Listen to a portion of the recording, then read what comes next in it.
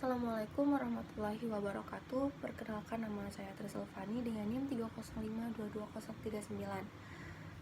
Saya akan menjelaskan materi dengan judul Teori dan Pendekatan Manajemen Modern.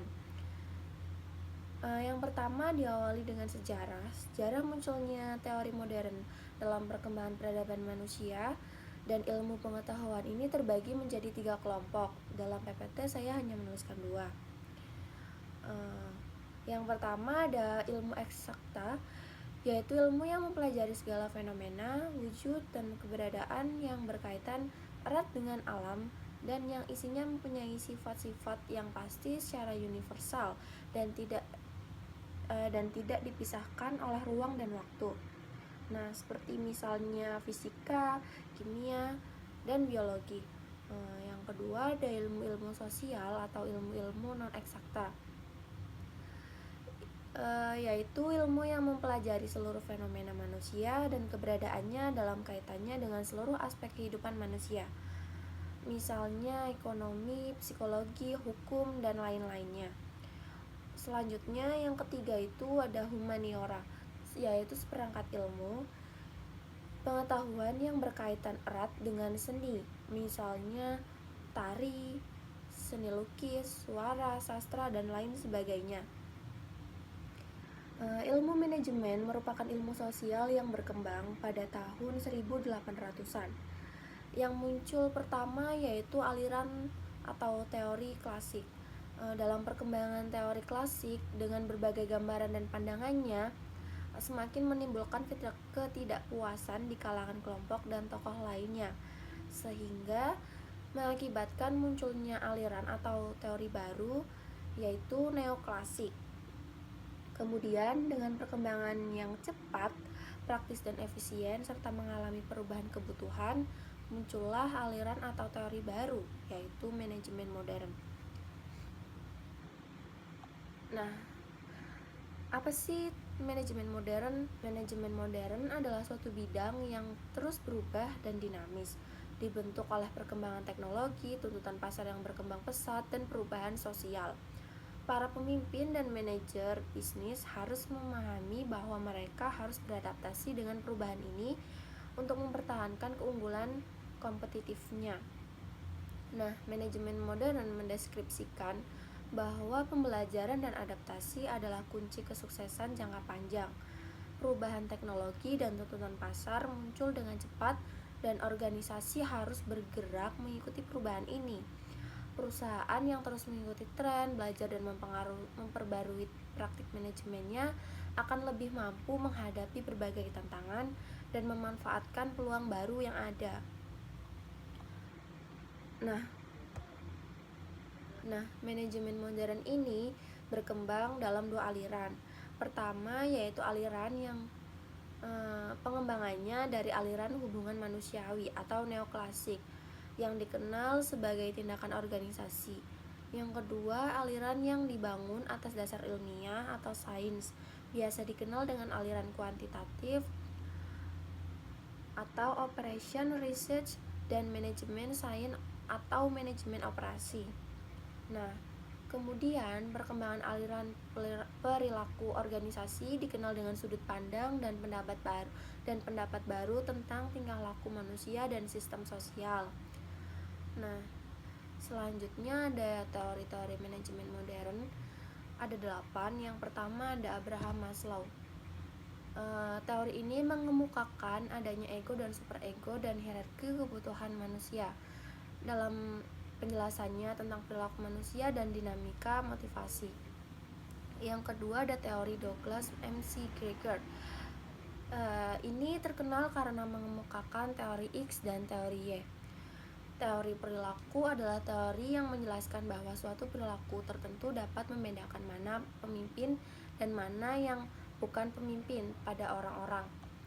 Konsep teori X dan Y yang dikemukakan oleh Douglas McGregor ini dalam buku The Human Side Enterprise, di mana para manajer atau pemimpin organisasi perusahaan memiliki 2 jenis pandangan terhadap para pegawai atau karyawannya, yaitu teori X atau teori Y. Teori X menyatakan bahwa pada dasarnya manusia adalah makhluk pemalas yang tidak suka bekerja serta senang menghindar dari pekerjaan dan tanggung jawab yang berat yang diberikan kepadanya.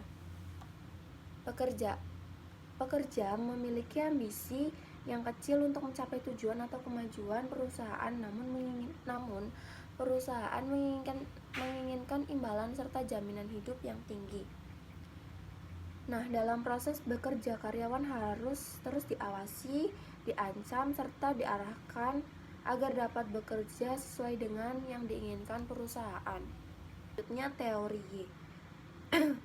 Dalam teori ini memiliki asumsi bahwa kerja adalah kodrat manusia seperti halnya kegiatan sehari-hari lainnya.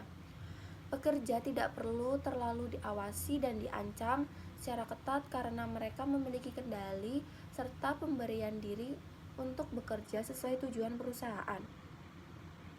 Pekerja memiliki kemampuan kreativitas, imajinasi, kepandaian, serta memahami tanggung jawab dan prestasi atas pencapaian tujuan kerja. Pekerja juga tidak harus mengerahkan segala potensi diri yang dimiliki dalam bekerja. Nah, melalui pemahaman asumsi teori dasar Y ini, kemudian MC Girager ini menyatukan bahwa proses berikutnya adalah tugas yang penting bagi manajemen untuk melepas tali pengendali dengan memberikan kesempatan mengembangkan potensi yang ada pada masing-masing individu. Motivasi yang sesuai bagi orang-orang untuk mencapai tujuannya sendiri sebaik mungkin dengan memberikan pengarahan usaha-usaha mereka untuk mencapai tujuan organisasi. Yang ketiga ada teori Frederick Herzberg. Teori ini mengemukakan bahwa teori motivasi ini menjadi. Yang ketiga ada teori dari Frederick Herzberg. Frederick mengemukakan teori motivasi menjadi dua faktor, yaitu faktor motivator dan higien. Ia membagi kebutuhan Maslow menjadi dua bagian, yaitu kebutuhan tingkat rendah atau fisik, keamanan, dan sosial, dan kebutuhan tingkat tinggi, yaitu harga diri dan aktualisasi diri, dan berpendapat bahwa cara terbaik untuk memotivasi individu adalah dengan memenuhi kebutuhan tingkat tinggi. Kebutuhan menurut Herzberg yaitu faktor-faktor seperti politik, manajemen perusahaan, dan gaji yang memadai di tempat kerja akan membuat karyawan merasa nyaman. Nah, jika faktor-faktor ini tidak mencukupi, masyarakat tidak akan puas. Menurut hasil penelitian Herzberg, ada 3 hal yang penting perlu diperhatikan ketika memotivasi bawahan. Yang pertama, karyawan termotivasi oleh pekerjaan yang menantang, yang mencakup rasa sukses, tanggung jawab, kemajuan, kepuasan kerja, dan pengakuan. Yang kedua, ada rasa frustasi karyawan, terutama itu disebabkan oleh pekerjaan, peraturan kerja, penerangan, waktu istirahat, dan masalah-masalah lain yang sejenis. Yang ketiga, yaitu karyawan menjadi frustasi ketika kesempatan untuk berprestasi itu terbatas, menjadi peka terhadap lingkungannya, dan mulai mencari kesalahan. Selanjutnya, yang keempat ada teori Robert Black dan Jen Monton. Kedua tokoh ini membahas tentang 5 gaya kepemimpinan dan managerial grid. Menurut Black dan Monton, ada 4 gaya kepemimpinan yang dikelompokkan ke dalam gaya ekstrim. Sedangkan satu lagi hanya salah satu gaya yang dikatakan berada di tengah-tengah gaya ekstrim tersebut. Gaya manajemennya adalah yang pertama, para manajer hanya melakukan sedikit upaya untuk memikirkan orang-orang yang bekerja sama mereka dan produksi yang harus dihasilkan oleh organisasi mereka. Yang kedua, manajer memiliki tanggung jawab yang tinggi untuk memikirkan produksinya serta orang-orang yang bekerja dengannya. Yang ketiga, gaya kepemimpinan manajer mempunyai tanggung jawab yang tinggi, selalu memikirkan orang-orang yang bekerja di organisasinya.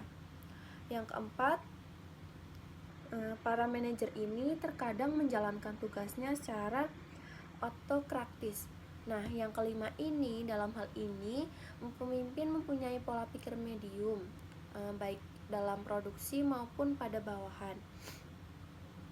Yang kelima, teori dari Francis Likert. Dia mengidentifikasikan dan melakukan penelitian ekstensif mengenai penggunaan 4 sistem pengelolaan, termasuk kelompok partisipatif, 4 sistem manajemen yang dikembangkan oleh Francis Likert. Dalam sistemnya tersebut yaitu yang pertama ada wewenang dan eksplorasi. Manajer membuat semua keputusan yang berhubungan dengan pekerjaan dan mengarahkan bawahan untuk melaksanakannya. Standar dan metode penerapannya juga ditetapkan secara ketat oleh manajer. Nah, yang kedua, berwibawa dan baik hati. Pemimpin tetap tegas perintah, namun memberikan kebebasan kepada bawahan untuk mengomentari perintah tersebut, berbagai fleksibilitas untuk melaksanakan tugasnya dalam batas-batas dan prosedur yang ditetapkan. Nah, yang ketiga, pemimpin konsultatif, yaitu menetapkan tujuan dan memberikan perintah setelah masalah dibahas terlebih dahulu dengan bawahan. Bawahan dapat mengambil keputusan sendiri dalam menyelesaikan tugas. Nah, imbalan yang lebih banyak digunakan untuk memotivasi bawahan dibandingkan untuk mengancam hukuman. Dan yang keempat, partisipasi. Nah, menurut Likert ini, sistem yang paling ideal dalam kaitannya dengan aktivitas organisasi, kelompok penetapan tujuan, dan membuat keputusan kerja. Yang keenam, ada teori dari Fred Fiedler yang menganjurkan akal sehat dalam pendidikan manajemen. Nah, prinsip dasar perilaku organisasi yang pertama ada manajemen tidak dapat dianggap sebagai proses teknik semata. Yang dimaksudkan itu peran, prosedur, dan prinsip. Nah, yang kedua ada pengelolaan harus sistematis dan pendekatannya itu konservatif. Yang ketiga, pendekatan pengawasan terhadap organisasi secara keseluruhan dan manajer individu harus tanggap terhadap situasi. Yang keempat, diperlukan pendekatan motivasi yang membuat karyawan berkomitmen terhadap tujuan organisasi. Yang ketujuh ada teori dari Chris Agris. Nah, teori ini itu teori yang memandang organisasi sebagai sistem sosial atau sistem hubungan antar budaya. Untuk yang terakhir yaitu ada teori dari Edgar Schein, mempelajari dinamika kelompok. Teori ini mempelajari dinamika kelompok dalam organisasi dan lainnya. Nah, prinsip dasar perilaku manajemen dalam organisasi modern digambarkan dengan berbagai tokoh. Yang pertama, manajemen tidak bisa dilihat hanya sebagai suatu proses teknis. Yang kedua, manajemen harus dilakukan secara sistematis dan hati-hati. Yang ketiga, organisasi sebagai suatu pendekatan dan keseluruhan harus sesuai dengan keadaan. Yang keempat, pendekatan motivasi diperlukan untuk melibatkan karyawan dengan tujuan organisasi.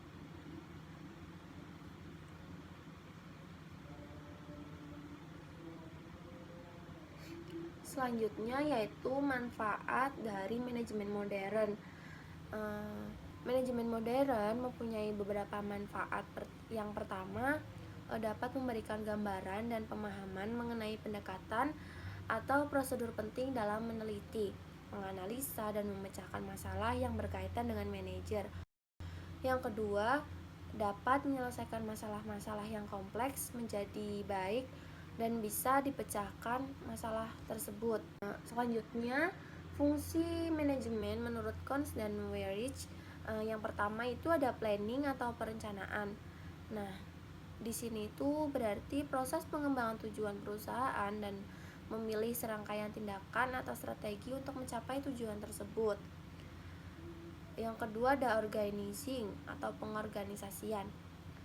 Yang dimaksud yaitu proses yang menghubungkan karyawan dan pekerjaan mereka untuk mencapai tujuan perusahaan, untuk mencapai tujuan bersama. Yang ketiga ada staffing atau pengisian staff. Nah, yaitu sebuah proses yang memastikan bahwa karyawan yang memenuhi syarat dapat dipilih, dikembangkan, dan diberi penghargaan untuk mencapai tujuan perusahaan. Yang keempat ada leading atau memimpin, yaitu proses memotivasi kerja individu atau kelompok agar mereka dapat bekerja secara sukarela dan harmonis untuk mencapai tujuan perusahaan. Yang kelima yaitu controlling atau pengendalian, merupakan suatu proses untuk memastikan adanya kinerja yang efisien dalam pencapaian tujuan perusahaan. Selanjutnya yaitu prinsip dasar dari manajemen modern. Yang pertama ada manajemen itu tidak dapat dipandang sebagai suatu teknik secara ketat atau peranan, prosedur, dan prinsip. Yang kedua, organisasi sebagai keseluruhan dan pendekatan manajer individual untuk pengawasan sesuai dengan sesuai dengan institusi. Yang ketiga, pengelolaannya harus sistematis dan pendekatan yang digunakan harus dipertimbangkan secara matang. Yang keempat, itu diperlukan pendekatan motivasi yang membuat karyawan berkomitmen terhadap tujuan organisasi. Selanjutnya ada kekurangan dan kelebihan dari manajemen modern. Yang pertama ada kelebihan dari manajemen modern. Nah, kelebihannya itu banyak digunakan dalam operasional sehari-hari seperti penganggaran modal, perencanaan produk, pengendalian persediaan, penjadwalan, metode antrian, dan transportasi. Nah, kekurangannya yaitu dalam perhitungannya yang rumit menjadikan konsep manajemen modern ini sulit digunakan dan dipahami. Yang kedua, kurang memberi perhatian pada hubungan manusia. Yang ketiga, tidak dapat menjawab masalah-masalah sosial individu seperti motivasi, organisasi, dan kepegawaian. Nah, kesimpulannya yaitu bahwasanya manajemen modern itu muncul guna melengkapi manajemen-manajemen sebelumnya. Adanya peningkatan teknologi yang pesat menjadikan tuntutan bagi organisasi untuk terus mengikuti kemajuan dan tren modern sekarang. Perubahan budaya dan struktur organisasi pun mengalami perubahan karena peningkatan teknologi. Nah, sehingga pada manajemen modern ini pemimpin bisnis harus siap belajar, beradaptasi, dan berinovasi secara terus-menerus. Mereka harus menginspirasi timnya, mempunyai visi yang kuat, dan menciptakan budaya organisasi yang mengalami pertumbuhan inovasi. Sekian dan terima kasih materi yang telah saya paparkan. Mohon maaf apabila ada salah kata. Wassalamualaikum warahmatullahi wabarakatuh.